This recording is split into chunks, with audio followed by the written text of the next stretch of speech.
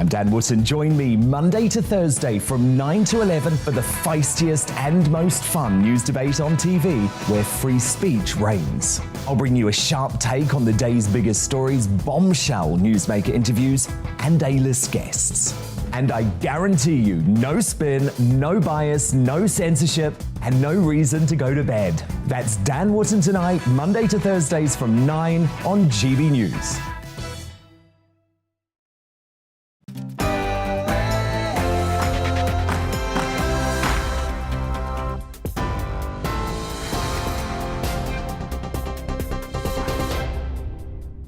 Good evening, it's 6 o'clock. I'm Tamsin Roberts in the GB newsroom.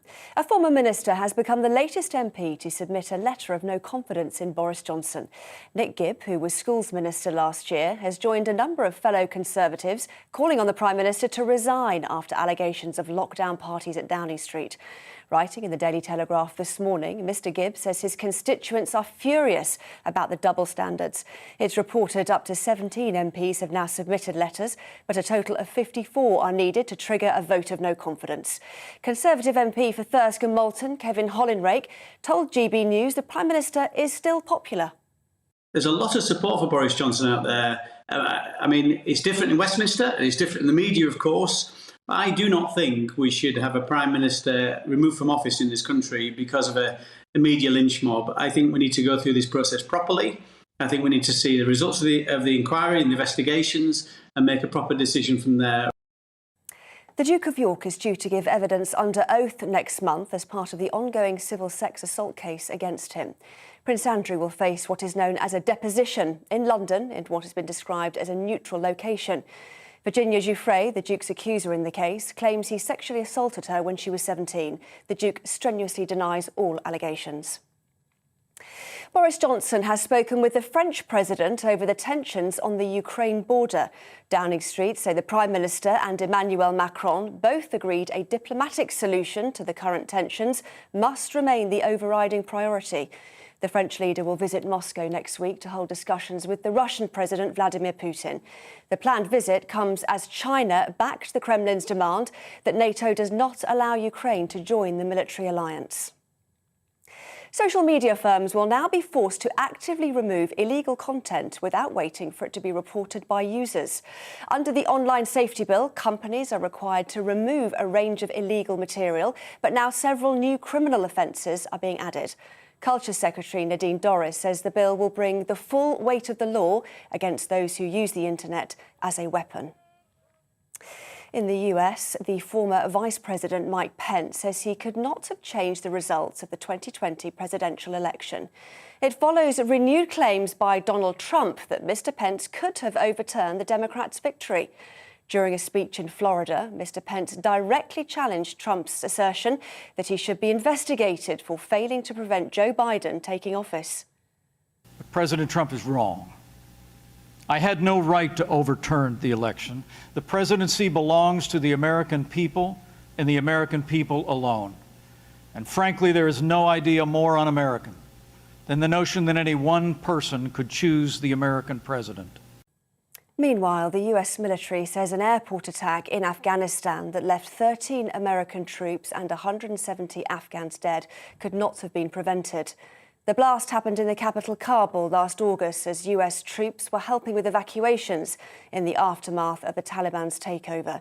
It was believed to be a complex attack involving an ISIS-K gunman, but the inquiry showed there was only a single bomber. A new competition has been launched by the government to find the new home of the railways. The winning town or city, which has to be outside London, will house the new Great British Railways headquarters.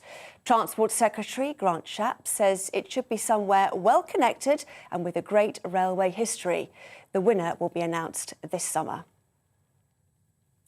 And the Queen has hosted a reception in Sandringham for members of the local community as part of celebrations to mark her Platinum Jubilee.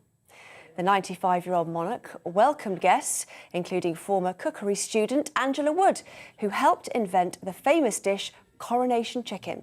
It was served to guests after the Queen's coronation in 1953. Well, today, Her Majesty also cut a sponge cake decorated with the Platinum Jubilee logo.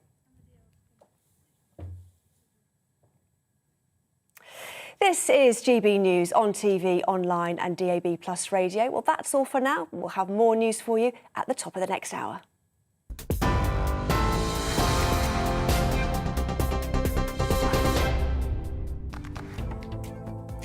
Looking ahead to this evening's weather, and the UK's looking cloudy, wet and windy for many, with some wintry showers across Scotland. Let's take a look at the details. In the southwest, it should be mostly dry this evening, but it's going to turn increasingly cloudy, and 1 or 2 showers are possible before the rain arrives later. By 7 p.m, the rain will be starting to reach North London, drier further south, though rain will spread across most parts through the evening. A very wet and windy end to the day across Wales. The hills and mountains are likely to see some significant amounts of rainfall. Cloudy and wet as well for the Midlands. Outbreaks of rain will become more persistent and perhaps heavy at times. The winds will also be strong here at times. Whilst there may be some lingering clear breaks in the cloud in the northeast, for many it will be cloudy, wet and windy here as the rain spreads across to most parts. Southern Scotland will be cloudy and wet. Further north, there'll be some drier and clear breaks, but also plenty of sleet and snow showers with very strong winds for Shetland. It's also looking cloudy, wet and windy across Northern Ireland. The rain will be persistent and heavy at times, and the strongest winds will be around northern coasts. The cloud and rain will continue southwards overnight, with wintry showers feeding across Scotland into the far north of England. That's how the weather's shaping up tonight and to tomorrow morning.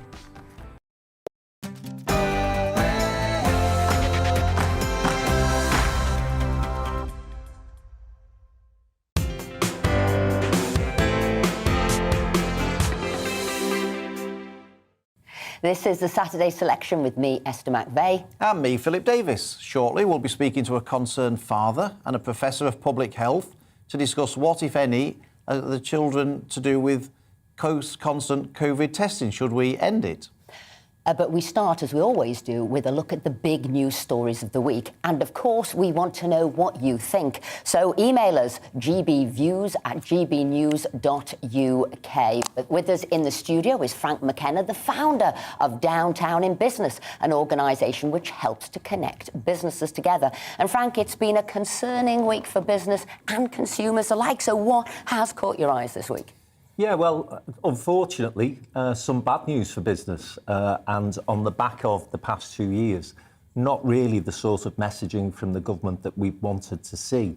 Disappointed and surprised that earlier this week, the Chancellor and the Prime Minister confirmed that the national insurance increase that being planned, 1.25%, will happen from April.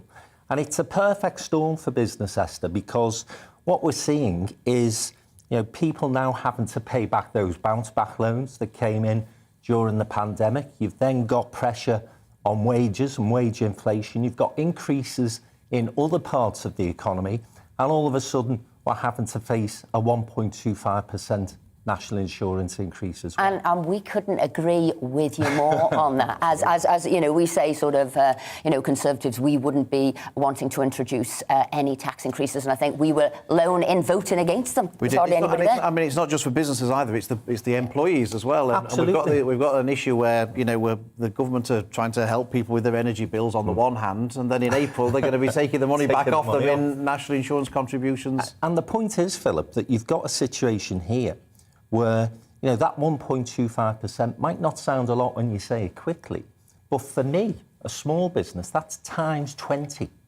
And George Osborne, you will remember, described this as a tax on jobs when Gordon Brown tried to introduce a similar tax back in, I think it was 2012. He's absolutely right, because the impact it has on business is it makes us look at our bottom line and it says, well, whereas I may have employed 2-3 additional people this year, I'm going to have to cut my cloth accordingly. And so it's a massive hit to business, and I don't think people appreciate quite how much. You're right, Philip, the individual will feel it in their pockets as well.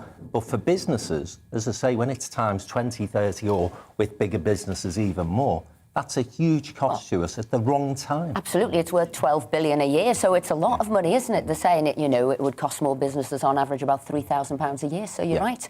Of course, the Chancellor says, well, look, we've had to spend £400 billion during the pandemic, and so we've got to pay for it. Got to pay for it somehow. We've got to pay for the backlog in the NHS. We've got to pay for social care. So, I mean, how would you propose he did that instead? Yeah. I think, we'd have more sympathy for that if they hadn't wasted north of £8 billion on PPE, to be honest. But, that aside, we are where we are, and so you have to look at alternatives. For me, driving the economy forward, getting people to employ more staff in order to then drive the economy, drive taxes up, because there's more of us paying those taxes. Get business to be in a position where they can be successful again, where they can invest. Research and development, enterprise grants. Let's start seeing a Conservative government. You know my politics, guys. But let's start seeing a Conservative government be Conservative. I think we've got one of the most business-unfriendly governments that we've seen for a long, long time. We get taxed more now than we have for 70 years. You've got a tax on businesses in terms of the culture that's trying to be introduced and basically forced upon us, which we may be able to talk about a little later on. And as I say, you've got this perfect storm where the Chancellors give us with one hand in terms of these bounce-back loans. We're now having to pay those back. And now we've got a national insurance increase as well. Not to mention energy costs, which, again, I think we're going to talk about a little later too. What caught your eye this week? Well, I think it flows quite neatly, actually, from Frank's story there. And although it's about a lady called Munira Mirza, who, as we've seen, it hasn't been a good week for Boris. You've seen more and more people leaving from his inner circle. And she's known as Boris's brains, this lady. So it all sounds disastrous that she is leaving. However, when you look a little bit more into Munira there, I mean, she said she left because of the inappropriate and partisan language that Boris Johnson used when he spoke to Keir about Jimmy Savile there and a lack of contrition. But I'm looking at her, and she is a policy advisor for Boris Johnson. Now, many of us would have said she should have gone a couple of years ago because the policies she is pursuing are just not Tory at all. So we've got, as you mentioned, their highest taxes ever, which we'd say is a socialist government. You know, she's done lockdown, state intervention. Again, we'd say that is a socialist government, and arbitrary rules, statist rules during lockdown. So again, I'd say a statist government. So I'm going to use the words of Alice in Wonderland, curiouser and curiouser. And when you look at Munira, Boris's brains, she actually used to be a member of the Revolutionary Communist Party. So as far as I'm concerned, I think it's good news for Boris that she has gone, because in all honesty, she's taken us away from our conservative sort of ways, ideology and views, which goes exactly to what you're saying, Frank. We're off course. So I'd say for Boris, at the end of the week, it might have sounded like bad news, but actually it's good news. If that was his brains, he needs a new set, and he needs a Conservative set. See, in Liverpool in the 80s, you had militant, Conservative Party today, Revolutionary Communist Party. You couldn't make it up, could you, really? I mean, I think I didn't know that about this particular advisor. I actually felt sorry for her. And I thought, imagine being Boris's brain. How tough must that be? But I think also, you know, the points that you make, Esther, are legitimate, of course, and that big state intervention has surprised me in terms of a Conservative government implementing. Because you'd be more of a Blairite, wouldn't you? Yeah, absolutely. And you know, you mentioned Liverpool in the 80s. Michael Heseltine was a key player in regenerating that city. And I think that, you know, lots of people it doesn't matter what your political colour is, admire the fact that Heseltine and that government got behind Liverpool in a very positive way during that time. But equally, if you look at what's happening in Downing Street at the moment, and we're talking about some big issues here, and we've got, you know, international crises, we've got a cost of living squeeze, and yet we keep getting bogged down in trivial issues to an extent, but issues that people out there care about, because, of course, we've all had our freedoms stunted over the past 2 years. And it's the one rule for them issue. It's not the fact that, you know, was he ambushed by a cake? Did he have a pint on his birthday? It's not about those issues. It's about, as I say, that one rule for them. Yeah. And so any advisors that were close to him, it's not the Jimmy Savile remark. And the reason she's been there for all of that period. And the reason that is so huge, that one rule for them and one rule for us, I mean, I always would say, you know, to me, socialism, there's an inbuilt hypocrisy in it. Past a certain point, you know, they say, oh, your kids can't go to private schools, but mine can. So I became a Conservative because of the lack of hypocrisy, because of those freedoms and choices. So that one rule for them and one rule for us is very damaging, and that cannot happen. Well, talking about lockdowns and restrictions and things, the thing that caught my eye this week was the Johns Hopkins University carrying out analysis from a number of independent studies into whether lockdowns save lives or not. And they concluded that there was no clear link at all between the severity of lockdowns and the number of deaths in the spring of 2020. They reckoned it reduced deaths by 0.2%, and stay-at-home orders reduced deaths by 2.9%, and it couldn't find any clear evidence that any government intervention had made any difference at all. Now, I should say it's not difficult to pick holes in this study. I should say that to start with. But the thing that I thought was interesting about it is I think we're now going to have this thing where people who are anti-lockdown are going to come out with all this research to show that lockdown made absolutely no difference at all. And I'm almost certain that there's going to be some pro-lockdown fanatics out there who are going to produce a load of research saying how much difference it made. And I suspect we probably won't get much further forward at all in the debate. This never-ending stalemate.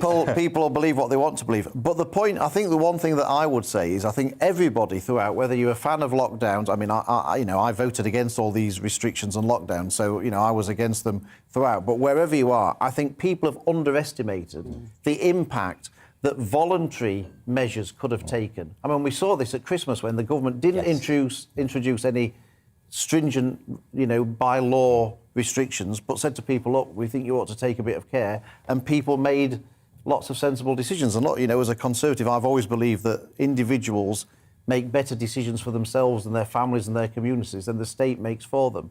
And I do think that we would have made, lots of people would have made these decisions for themselves anyway without having to force people to do things. And perhaps if the government had gone down that road, Boris wouldn't be in the situation he's in now by not doing, as Esther said, things that he was telling other people to do. It's incredible when you adopt common sense approach to things. And so I think that where we've got to in this debate, you're quite right, Philip, there'll be people who are screaming at the television screen now saying, of course we had to lock down. There'll be others saying we should have just been allowed to get on and do whatever we wanted. And somewhere in between, I guess, is the answer to that. If you were vulnerable, if you had underlying health issues, if you were one of those people who genuinely were at risk of death or serious illness from COVID, I think we should, as a state, have supported those people and done what we could to put in place issues, situations where we could actually support them. And I think during that first lockdown, there was an awful lot of, again, sympathy for the government because, of course, we didn't really know what we were dealing with. But as this thing has gone on, and as the scientists and the sage advice has gone from more scaremongering to, let's face it, it was death wish at sometimes. I mean, in October, when this new variant arrived, we had public health officials in cities saying we should lock down again. Now, we've come through that Omicron variant relatively unscathed. And again, I'm not underestimating the people that were impacted by it, but let's have a common sense approach to this moving forward and a more balanced debate, a mature debate. OK, well, I'm going to go to a totally different story now, a totally different one. I saw this during the week. It made me smile, and it is the question. I'm going to ask you two chaps this question. Why should women have to shave our legs just to please men? So that was the debate there. Frank, why should we? And do you expect us to? Frank, I think I can say in all sincerity, I can't recall Esther ever doing anything just to please me, to be perfectly honest. So, I was quite intrigued by that headline as well, to be perfectly honest. Yeah, listen, I've got to plead the fifth to an extent, but I've got to say that equally, my wife Victoria certainly wouldn't do anything to simply please me. And there's, I won't say that she does this, but there is laser treatment now, so people have gone beyond. I'm horrified, Frank. You even know these things, unless it's you lasering your legs and under your arms. Look, Frank, stay with us. You'll be back later on, and obviously you represent the voice of cities like Liverpool and Manchester and Newcastle and London and the business groups there, so we're speaking to...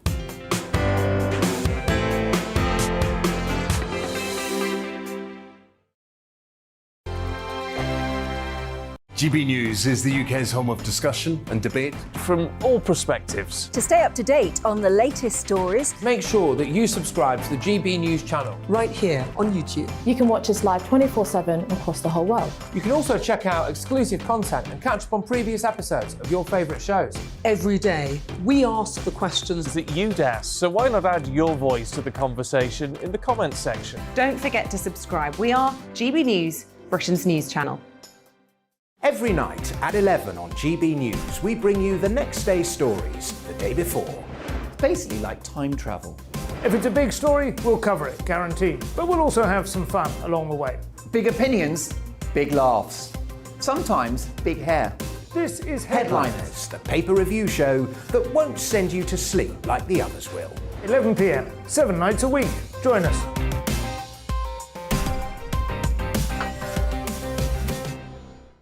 Hello there, I'm Eamon Holmes. And I'm Isabel Webster. And we hope you can join us for Breakfast with Eamon and Isabel. You make me laugh out loud, belly laugh. Is that important first thing in the morning? Yeah, absolutely. And there's me trying to be deadly serious. News is a serious business. Yeah, I have to rein you in sometimes. Well, it doesn't stop us laughing at it. It doesn't stop us having an opinion on what's going on. Yeah. And it certainly will not stop us reflecting what you think. Weekdays from 6 to 9:30 on GB News. I'm Dan Wootton. Join me Monday to Thursday from 9 to 11 for the feistiest and most fun news debate on TV, where free speech reigns. I'll bring you a sharp take on the day's biggest stories, bombshell newsmaker interviews, and A-list guests. And I guarantee you, no spin, no bias, no censorship, and no reason to go to bed. That's Dan Wootton tonight, Monday to Thursdays from 9 on GB News.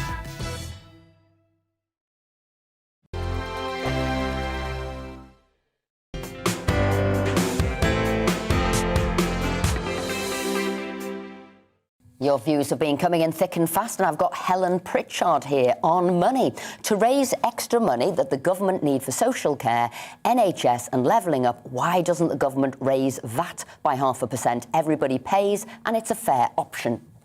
And Don Borman says, Esther for Prime Minister, please.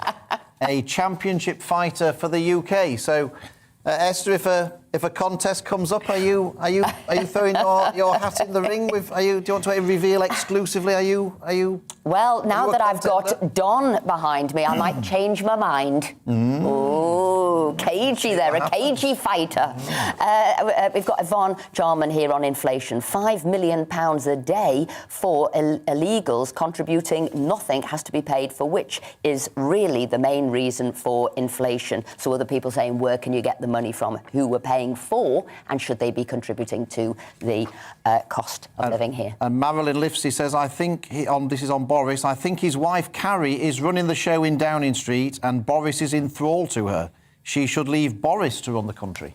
Well, do you know what? There is a bombshell in today's papers, front page of the Mail, and it says Tory peers, bombshell book says Carrie is to blame for all the chaos at Number 10. She is the person calling the shots. So parents are becoming increasingly concerned about the damage being done, particularly to primary school children, by constant COVID testing. With Omicron cases continuing to fall, is it time to rethink mass testing? Is testing in schools and workplaces still necessary in the way it was earlier in the pandemic? Shortly, we'll be speaking to Professor Alison Pollock, a clinical professor of public health at Newcastle University. But first, let's bring in Dan Wallace. Dan, you're a father. What effect have you noticed on your children through the best part of 2 years of school closures and mass testing? Yeah, and for us, we've got two kids in nursery, so just over a 2-year-old and just over a 10-month-old. And so for us, it's nurseries, and my brother's got kids in primary school as well. So for us, what I've noticed is essentially a large amount of distress for our daughter when testing. And I really feel for nurseries because there's no real great guidance for them either. We kind of have to test the way we would an adult whenever they've got 38-degree temperature or cough, and nursery feel the pain as much as we do because of the amount they care for the children. And what we've noticed is we've tested Bonnie 9 times in just over 11 months. To be able to put her back into nursery, obviously. And she's been negative every time, but around the 6th or 7th time, things started to take a bit of a turn. She really started to show signs of distress on the way to the test centre. And actually, she wriggled that much for me trying to restrain her that I ended up giving her quite a bad nosebleed. And I thought that was bad. And then the 9th time, on the way to the test centre, as we approach, not even test centre in sight, we're at the traffic lights, Bonnie starts going, no, no, no, and getting really upset. And then when we get to the car park, she's already screaming. She's already in distress. I'm having to hold on to her and try and calm her down, but there's just nothing you can do. And during that testing process, the reason I find it so concerning is many parents will know this, and I've done my own research, and I find around between 1 and 4 is the problem area for ages that really struggle with testing, is you have to essentially restrain your child. Let me add a bit to that, and I don't really like thinking about it. It's wrapping your legs around your child and pretty much putting them in a headlock to be able to get the test done, which is obviously not what we would expect adults to do. And I'm sure if adults had to be tested that way, we wouldn't be testing in this way. And essentially what led to this time was she got that traumatic and that distressed that just after the test, she vomited twice. And she was negative, right? So she wasn't ill, but she did have a spike in temperature, probably teething, as kids do between those ages very regularly. And I found it really, really distressing and just decided I needed to kind of get my voice out there. Their petition has started recently, but yeah, for me, it's more, there has to be a better way to test these children if we have to test them. And better still, what does the data say really about effect on children and how much we need to keep testing?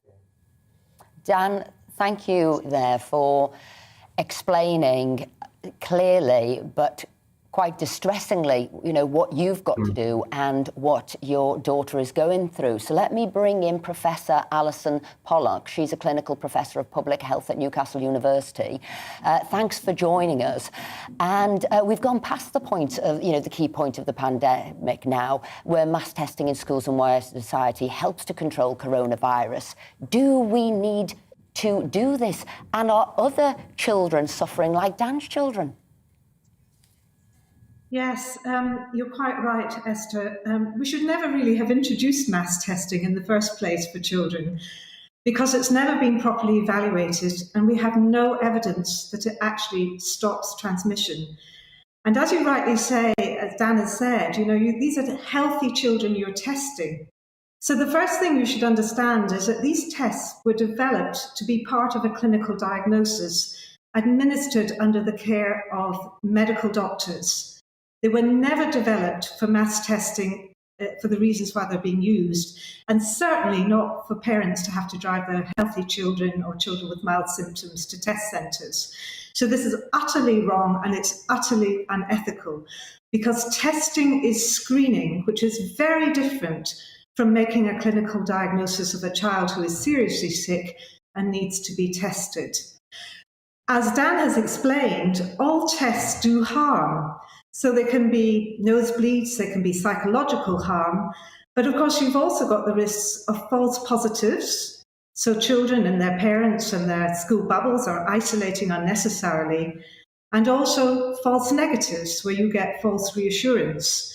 And these tests have never been shown, despite the billions of pounds that's spent, up to £30 billion over 2 years, they've never been shown to actually have reduced transmission. And this is coming from the government's own Public Accounts Committee. So we do need to stop mass testing right away, and it should stop now for all children. And testing should only be part of a clinical diagnosis under the supervision of a health professional and as part of a clinical diagnosis. The other thing we need to really understand is that COVID was very different early on when it was hitting a population that had no immunity. Now the population has a lot of immunity. We've had huge amounts of infection, 10 to 12 million cases in the last 3 weeks alone, with nothing like the hospital admissions. The ICU admissions are right down, and they're lower than in the flu season now for all pneumonias. So we've got to remember that. We're now at a different phase of the pandemic, and we're seeing a lot of mild reinfection, which is continuing to preserve population immunity. So this is very much transitioning to be very much like a coronavirus or the other cold viruses, or in some bad seasons like flu viruses. Now, we don't know the direction we're going on, but it's looking we're looking cautiously optimistic of where things are going. And that's another reason why we should be stopping mass testing, because now we're going to be seeing a lot of mild reinfection. Reinfections tend to be mild, people tend to be asymptomatic, it's not serious, and of course, there is no then reason to be isolating people and to be doing the contact tracing on the scale that has been done. We should be keeping testing for clinical diagnosis and for targeting special vulnerable groups and properly evaluating it and getting good scientific evidence that it works. Alison, has the blame for all this been with the government guidance and what the government have asked schools and nurseries to do? Or have schools and nurseries been sort of gold plating this guidance and doing more than even the government have asked them to do? Yes, I mean, the problem is the guidance is completely voluntary, but nurseries and schools have sometimes over-interpreted the guidance, and parents haven't been aware that they're over-interpreting it. And it's now really up to parents and carers and actually the schools themselves to say, look, this is only guidance. There's no evidence it stops transmission. It's creating a lot of harm, a lot of unnecessary anxiety, a lot of unnecessary isolation and closures as well. And now it's time to stop mass testing. It really is time that we stopped it. It's an unevaluated, unevidenced procedure in healthy children, and we're doing a huge amount of damage, as we've heard from Dan, both short-term and long-term, because there'll be long-term scarring. And we really, if children start to be very frightened of tests or going near test centres, then that's going to have a long-term psychological trauma for them as well. And that's exactly what we don't want to happen. I think lots of people would think that children have probably been some of the worst victims of COVID and lockdown in particular, in the sense that we've heard from Dan about the effect on his daughter of all this testing and on a regular basis, but also what's been the impact of the other interventions, school closures, for example, mask wearing in schools. What do you assess as being the impact of those on the long-term impact on children? Well, we won't know the long-term impact, but we're already getting very good evidence around obesity, around mental health harms, around psychological distress, and of course, loss of schooling. If school closures were necessary in the early part, perhaps, but actually they went on for far too long, and we didn't consider the long-term harms for children. And indeed, we really big questions around that second round of school closures. What really needs to happen is that instead of spending billions on mass testing that doesn't work, and even on vaccines for children, which are big COVID vaccines, we should be putting our attention into rebuilding school capacity, bringing more teachers in, expanding the space, and really concentrating on their education and their needs, and also not forgetting all the other childhood vaccines where there's a drop in uptake, and we're really concerned about those. And they are really effective. It's really important children have their ordinary childhood vaccines, but the jury is very much out on the real benefits of COVID vaccines in children. Alison Pollock, thank you very much indeed for joining us this morning, and also Dan Wallace as well. So thank you both for joining us this morning. Thank you. Thanks. It's been another tumultuous week in Northern Ireland, with Minister of Agriculture Edward Poots ordering a stop on border checks on goods coming in from the rest of the UK, the High Court putting a stop to that order, and the resignation of First Minister Paul Givan. We can speak now to the leader of the DUP, which, of course, shares power in Northern Ireland with Sinn Féin. Sir Geoffrey Donaldson joins us. Geoffrey, why did your party choose this week to take the action that it has? Well, good morning, Esther and Philip. We've been working with the government now for some time on trying to address the problems and the difficulties created by the Northern Ireland Protocol for businesses and consumers in Northern Ireland, the so-called Irish Sea border. when the people of the United Kingdom voted for Brexit, they voted for the whole of the United Kingdom to leave the European Union. But as a result of the protocol, Northern Ireland has been left behind in the EU single market for goods.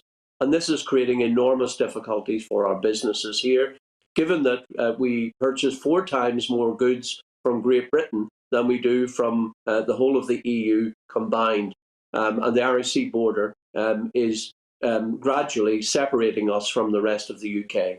Now, the government has the power under Article 16 of the protocol, where that protocol has created economic difficulty, political instability, and societal problems, to intervene and to take unilateral action to restore Northern Ireland's place within the UK internal market. Indeed, the government promised to do so in the New Decade New Approach Agreement, which was the basis for the restoration of our power-sharing government in Northern Ireland back at the beginning of 2020. So over 2 years later, Esther, we've had no action from the government, despite publishing a command paper last July, over 6 months ago, committing to resolve these issues.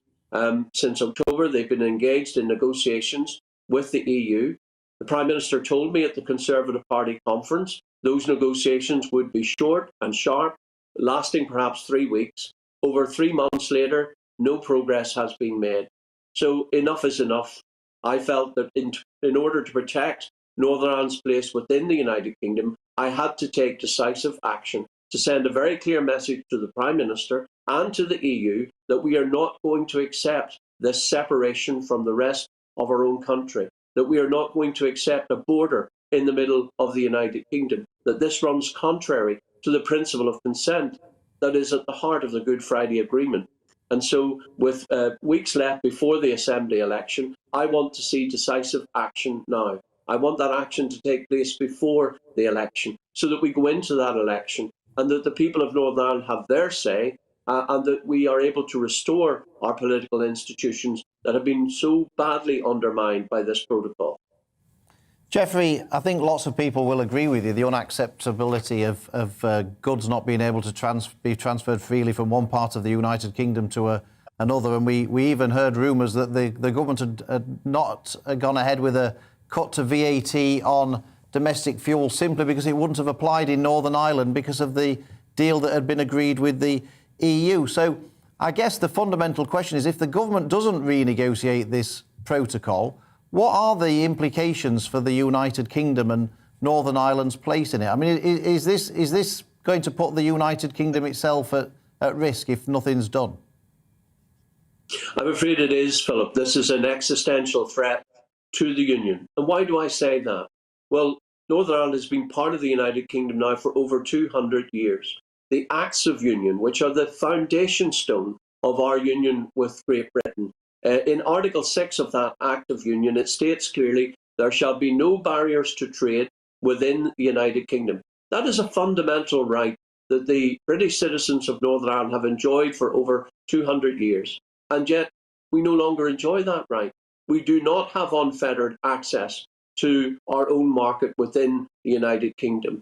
There are restrictions on the movement of goods. Many of my constituents are unable to buy goods from suppliers in Great Britain that they could purchase over a year ago before this protocol was brought in.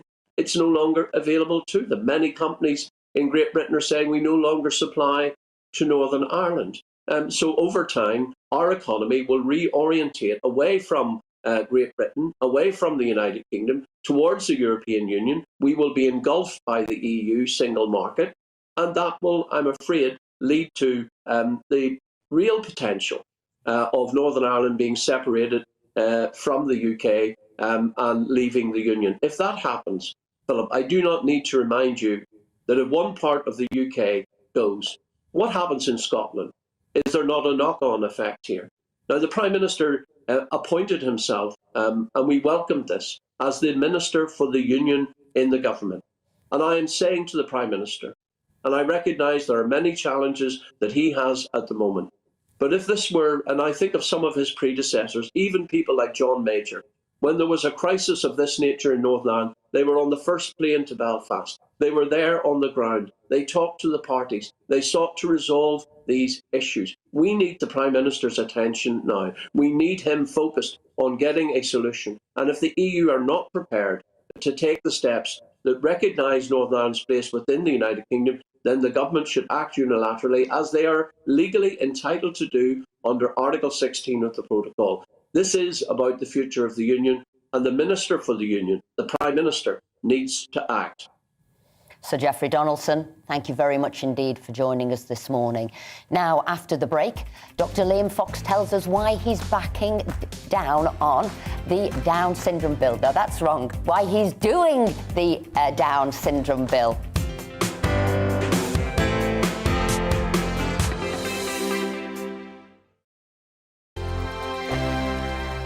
GB News is the UK's home of discussion and debate. From all perspectives. To stay up to date on the latest stories, make sure that you subscribe to the GB News channel right here on YouTube. You can watch us live 24/7 across the whole world. You can also check out exclusive content and catch up on previous episodes of your favourite shows. Every day, we ask the questions that you'd ask, so why not add your voice to the conversation in the comments section? Don't forget to subscribe. We are GB News, Britain's news channel.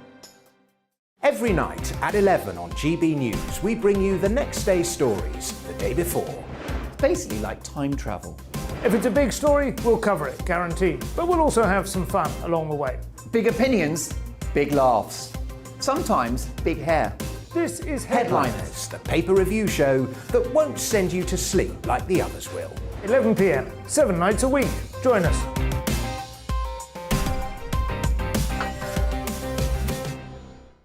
Hello there, I'm Eamon Holmes. And I'm Isabel Webster. And we hope you can join us for Breakfast with Eamon and Isabel. You make me laugh out loud, belly laugh. Is that important first thing in the morning? Yeah, absolutely. And there's me trying to be deadly serious. News is a serious business. Yeah, I have to rein you in sometimes. Well, it doesn't stop us laughing at it. It doesn't stop us having an opinion on what's going on. Yeah. And it certainly will not stop us reflecting what you think. Weekdays from 6 to 9:30 on GB News. I'm Dan Wootton. Join me Monday to Thursday from 9 to 11 for the feistiest and most fun news debate on TV, where free speech reigns. I'll bring you a sharp take on the day's biggest stories, bombshell newsmaker interviews, and A-list guests. And I guarantee you, no spin, no bias, no censorship, and no reason to go to bed. That's Dan Wootton tonight, Monday to Thursdays from 9 on GB News.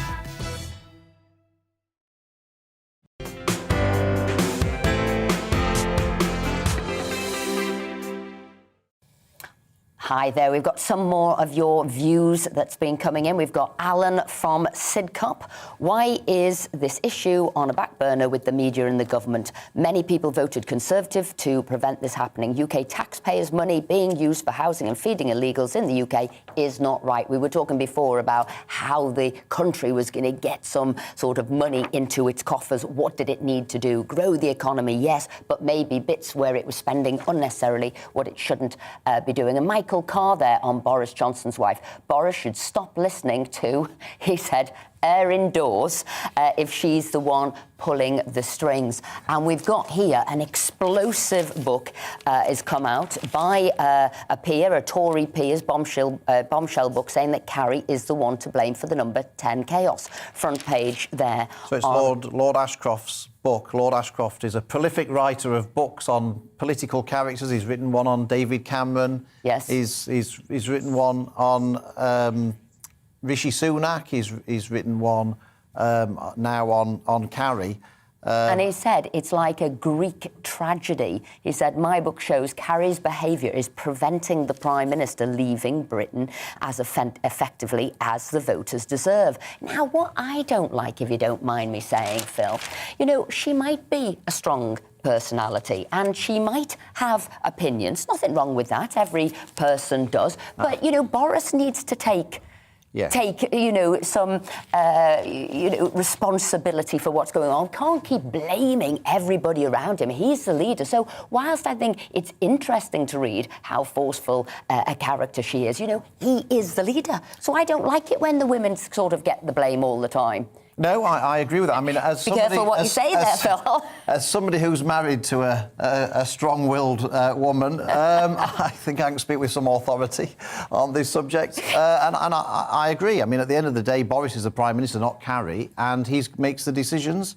And, you know, I don't know what Carrie's views are on things. It may well be that she holds lots of views that I don't agree with, but she's not the Prime Minister, and I don't think she should be blamed, particularly, you know, she's not really in a position to be able to speak up for herself and argue back, is she? And I think it's, I think it's unfair to blame her when ultimately Boris is the Prime Minister and he should take responsibility for the decision. So we want to hear your views on that. gbviews at gbnews.uk. Do you think the wife should cop the blame for what's going on in number 10 Downing Street? So the Winter Olympics kicked off yesterday in Beijing with a firework-filled opening ceremony and with some encouraging results already in events like curling. Team GB are setting their eyes on Olympic gold. Our reporter, Anna Riley, spoke to Team GB snowboarder Katie Ormond about her hopes for the competition and the trials she had to overcome along the way.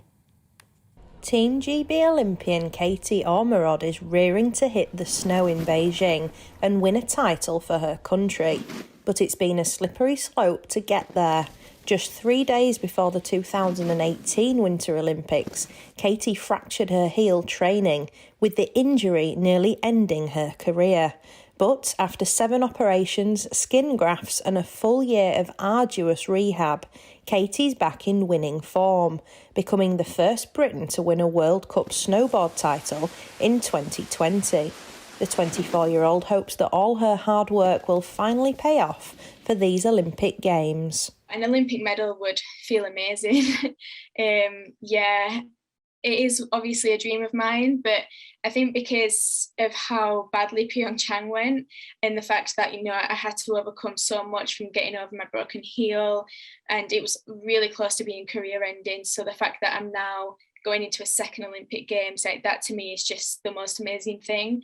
And I've been working really hard over the last few years to be in a position where, you know, I can hopefully go and do well and, you know, hopefully get a medal. But I'm not really going in with that mindset. I'm just going in hoping to do the best that I can possibly do on the day. And if I do that, you know, I can't ask for any more of myself, and hopefully a result will come with that. Katie first learnt to snowboard when she was 5 years old and loves the freedom that flying through the air gives her. She's proud of her Yorkshire roots and how she can match herself against competitors who grew up surrounded by mountains. I'm so proud to be from Yorkshire, and I'm really, like, it's just such an amazing feeling being able to represent, you know, my country in snowboarding, because, you know, we're not known for being like a winter sport nation, and I've had to work so hard to, you know, get to this position now where I'm going into my second Olympic Games in a winter sport. You know, I've had to work so much harder than the people I compete against who grew up in the mountains, and I'm really proud of that. And, you know, I'm hoping that I can inspire a lot of other British people as well, that, you know, you can achieve anything you want if you put your mind to it. And just because, you know, we don't have ski resorts all over where we live, and you can still, you know, get to the top level if you work hard at it.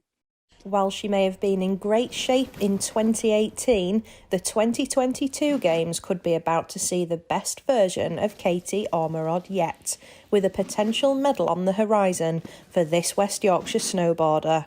Anna Riley, GB News. Now, it's not just the government which can try to get legislation through Parliament. Just as well at the moment, I guess. At certain times during the parliamentary calendar, individual MPs have the chance to introduce a private member's bill and get the opportunity to persuade their colleagues to turn a topic close to their heart into law. This week, we're joined by Dr. Liam Fox MP, who is trying to get the Down syndrome bill through the House. Liam, thanks for joining us. Firstly, what's the bill about and why is it so important to you? Well, the first thing is we did get it through the House yesterday. It's now passed through the House of Commons and gone to the House of Lords. The bill is designed to ensure that people with Down syndrome get access to the quality of services they need. That is in health services, it's in educational services, and in long-term care services. Why is it important now? Because people with Down syndrome now have an increased life expectancy. When I was growing up and the boy next door had Down syndrome, the life expectancy was 15 years. When I became a doctor in the 80s, that was 30 years. Today it's 60 years, and that means that this is the first generation of people with Down syndrome who will outlive their parents.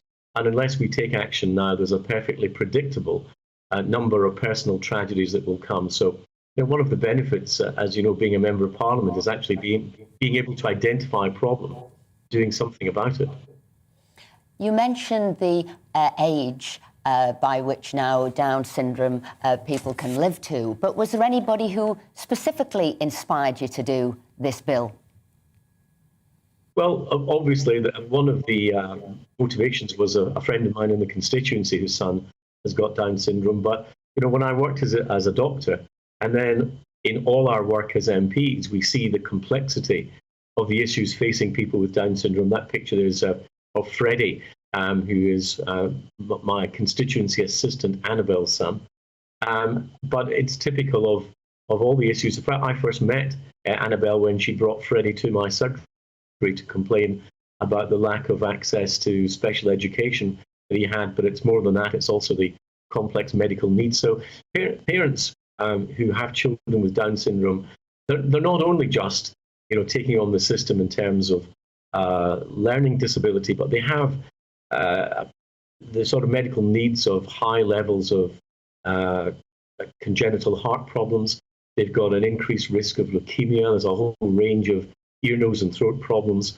And then, of course, now with the increased life expectancy, the worry is what will happen to my son or daughter when I'm not here. So if we're actually able to change the system, we can ensure that the people with Down syndrome get the independence and the choices in their own lives that the rest of us take for granted, and also that parents are relieved of this terrible burden of anxiety.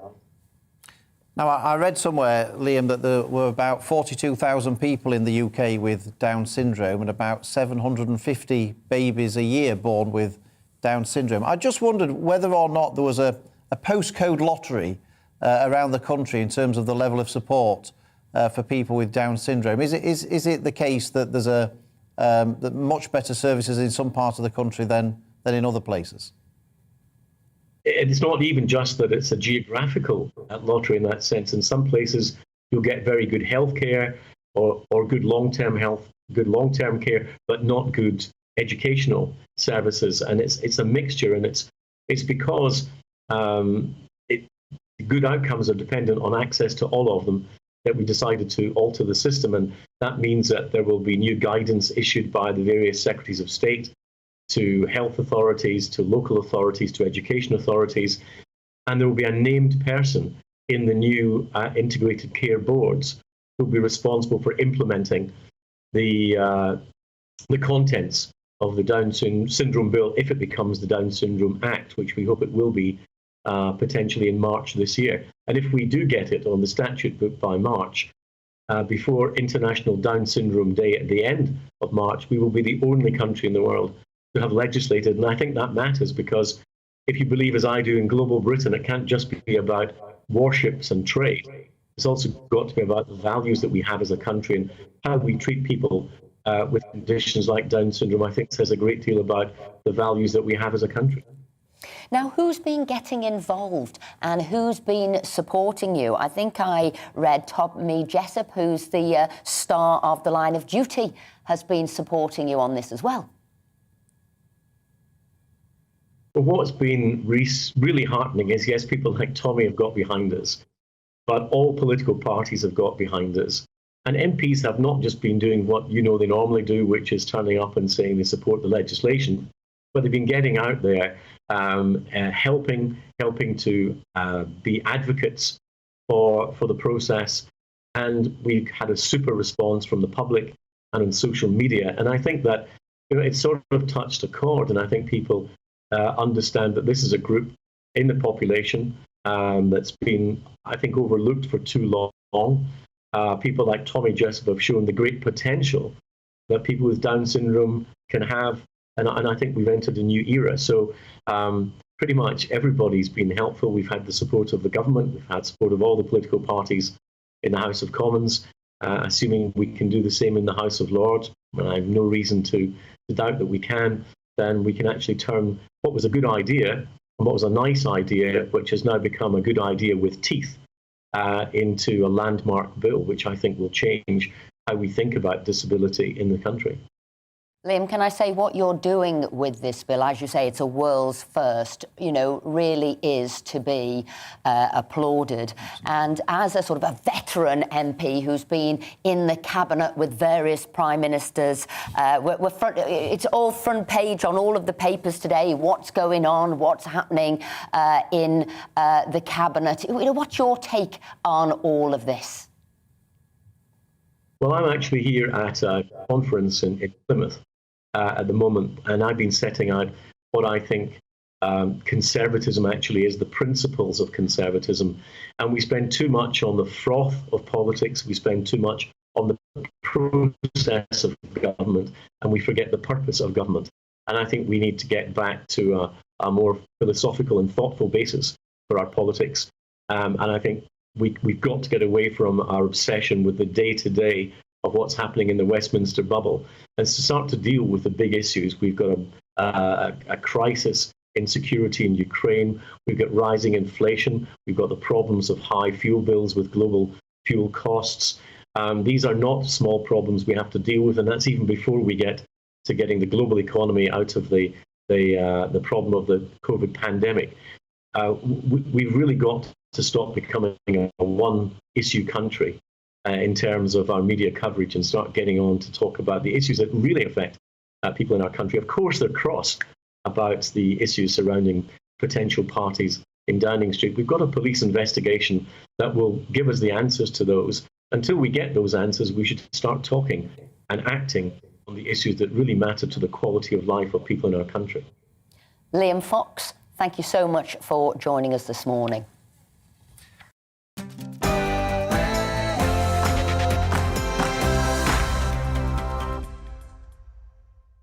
Every night at 11 on GB News, we bring you the next day's stories the day before. It's basically like time travel. If it's a big story, we'll cover it, guaranteed. But we'll also have some fun along the way. Big opinions, big laughs. Sometimes big hair. This is Headliners, the paper review show that won't send you to sleep like the others will. 11 p.m, 7 nights a week. Join us.